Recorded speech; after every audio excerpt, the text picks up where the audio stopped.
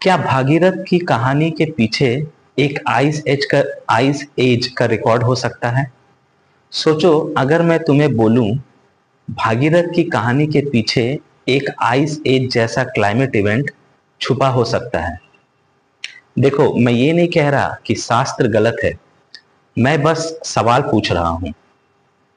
क्या हो सकता है हमारे पूर्वज ने एक बड़ा नेचुरल डिजास्टर को डिवाइन लैंग्वेज में रिकॉर्ड किया हो?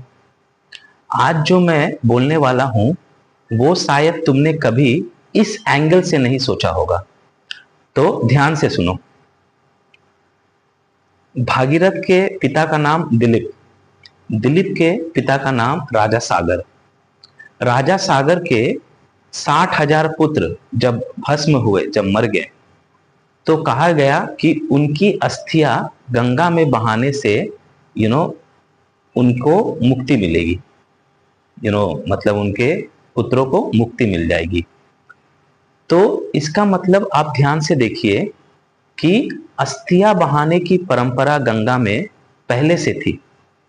मतलब आप एक सेकंड के लिए सोचिए, अगर अस्थियां गंगा में बहाने की परंपरा थी तो इसका मतलब गंगा का कॉन्सेप्ट पहले से एग्जिस्ट करता था।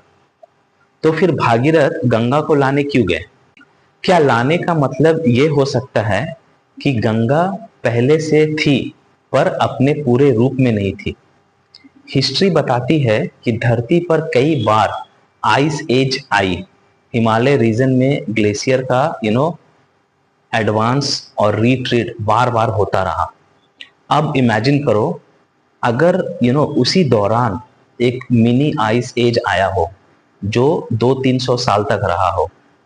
अगर किसी पीरियड में हिमालय रीजन में एक्सट्रीम कोल्ड फेज आया हो, ग्लेशियर फ्रीज हो गया हो, रिवर फ्लो जो है ड्रास्टिकली कम हो गया हो, नदियां पतली धार बन गई हो, तो नीचे रहने वाले लोग क्या समझेंगे?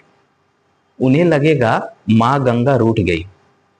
राजा अंशुमन ने तपस्या की, फिर उसके पुत्र दिलीप ने तपस्या की, फिर उनके पुत्र भागीरथ ने तपस्या की। 3 जनरेशन तपस्या किए।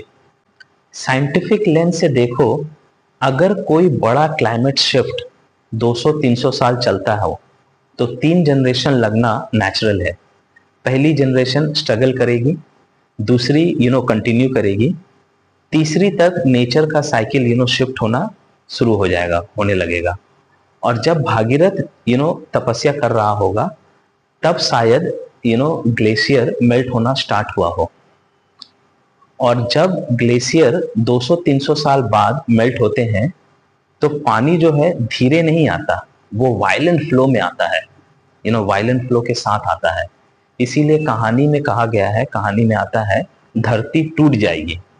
जब ग्लेशियर गिरा हो, जब ग्लेशियर गिरता है तो वो सीधा प्लेन में नहीं आता, मतलब सीधा जिस लैंड में हम लोग रह रहे हैं वहां तक वो सीधा नहीं आता।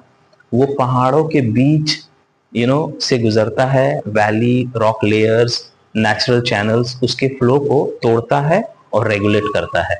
इसीलिए बोला गया है कि भगवान शिव जी ने मां गंगा की स्पीड को कंट्रोल किया, क्योंकि भगवान शिव जी को हिमालय में ही पाया गया है। अगर ग्लेशियर एक साथ पिघल जाए तो कैटास्ट्रॉफिक फ्लड हो सकता है। और हो सकता है गंगा अवतारण का जो वर्णन है एक मैसिव ग्लेशियर मेल्ट इवेंट का पोएटिक डिस्क्रिप्शन हो। मैं क्लेम नहीं कर रहा, मैं पॉसिबिलिटी एक्सप्लोर कर रहा हूं। ध्यान दो, कहानी कहीं भी कहानी में भागीरथ के डेथ का, मतलब भागीरथ के मरने का क्लियर वर्णन नहीं मिलता। कहानी में वो गंगा के आगे आगे चल रहे थे, मतलब वो रास्ता बना रहे थे ताकि गंगा का जो फ्लो है वो वहां तक ही पहुंचे, उनके राज्य तक। अब इमेजिन करो, अगर एक्सट्रीम ग्लेशियर मेल्ट हुआ हो, फ्लश फ्लड टाइप सिचुएशन बनी हो, तो सबसे ज्यादा रिस्क में कौन होगा? जो उस फ्लो के सबसे करीब होगा।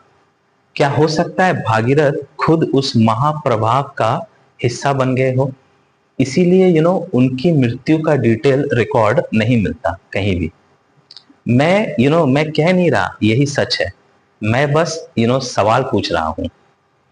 पानी धरती पर डायनासोर के टाइम से है, उससे भी पहले से है। लाइफ पानी से ही पॉसिबल हुई, तभी भागीरथ हुए, उनके पिता दिलीप हुए, उनके पिता हुए, और भी जनरेशन उनसे पहले हुई। पानी है तभी ये सब पॉसिबल हुआ, वरना लाइफ ही पॉसिबल नहीं होता दुनिया में। नदियां हजारों सालों से अपना रास्ता बदलती रही है। तो क्या हो सकता है एक बड़ा ग्लेशियर इवेंट को हमारे पूर्वज ने गंगा अवतारण के रूप में प्रिजर्व किया हो? हमारे पूर्वज अंधविश्वासी नहीं थे, वो नेचर को डिवाइन लैंग्वेज में रिकॉर्ड करते थे। और मान लो अगर ये थ्योरी, जो मैंने थ्योरी बताई अभी, ये थ्योरी गलत भी हो, तब भी कहानी का मैसेज पावरफुल है। 3 जनरेशन ने हार नहीं मानी, एक ने शुरू किया, एक ने कंटिन्यू किया, एक ने कंप्लीट किया। हर परिवार में एक भागीरथ होता है। हो सकता है तुम अपनी जनरेशन के भागीरथ हो। मैं शास्त्र को गलत नहीं कह रहा, मैं बस एक नेचुरल लेंस से देखने की कोशिश कर रहा हूं। अगर तुम्हें लगता है माइथोलॉजी और साइंस एक दूसरे के ऑपोजिट नहीं बल्कि कॉम्प्लीमेंट्री हो सकते हैं, तो कमेंट में लिखो नेचर स्पीक्स इन सिंबल्स, और इस वीडियो को शेयर करो अगर तुम भी सोचते हो हमारे पूर्वज नेचर को समझते थे।